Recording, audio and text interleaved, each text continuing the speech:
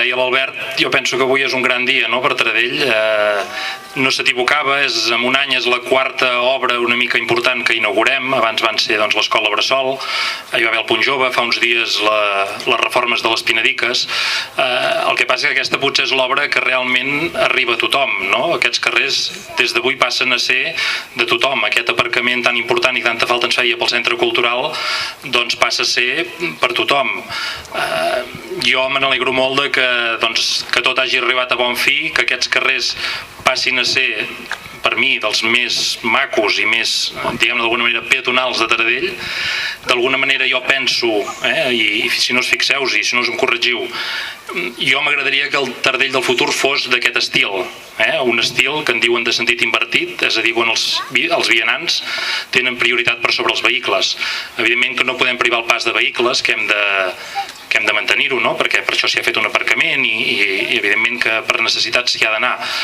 Però hem de mirar de resoldre que amb un seguit d'aparcaments tan propers al nucli del poble ens acostumem a donar la prioritat als vianants. Segur que ens estalviaríem molts conflictes, moltes denúncies i moltes actuacions que tots no volem, no? Jo des d'aquí demanar, evidentment, que aquests carrers, i algú m'ha dit que és un mal dia per inaugurar-ho, un mal dia perquè avui, com sabeu, és la nit de Sant Joan. Espero que se'ns respecti, que siguin uns carrers que siguin això, per passejar-hi, per estar-hi a gust, i que les actuacions que hagi de fer-hi l'Ajuntament siguin les mínimes de manteniment, que no ens haguem de començar a substituir elements per al seu deteriorament anormal de l'ús, diguéssim. Dius també que, home, jo, aquest sector, evidentment, també em fa una especial il·lusió perquè és un sector molt proper allà on jo havia jugat de petit i era un sector, qui més qui menys tots us hi havíeu ficat una hora o altra, no? Era un sector de fàbriques i, evidentment, ja hi havia unes vivendes, però eren unes vivendes pensades per la indústria d'aquell moment i no eren unes vivendes adequades pel moment actual.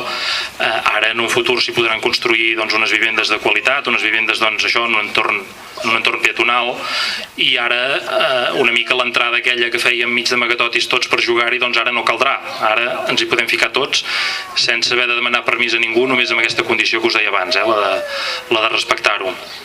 Tal com deia l'Albert, també ens ha agradat fer-ho coincidir amb l'arribada de la Flama, per això, per ajuntar dos actes ben simbòlics per Taradell. La Flama del Canigó, que ens arriba cada any, evidentment el dia d'avui, i que no sempre tenim tot el públic que ens agradaria. Cada any ho fèiem a l'Ajuntament i aprofitant una mica que aquest any el teníem de reformes, se'ns va acudir aquesta idea de fer-ho aquí, en aquest punt. I aquí encendrem una petita foguera i una mica ja res més, i per despedir-vos, explicar-vos una mica com tenim pensat aquest acte.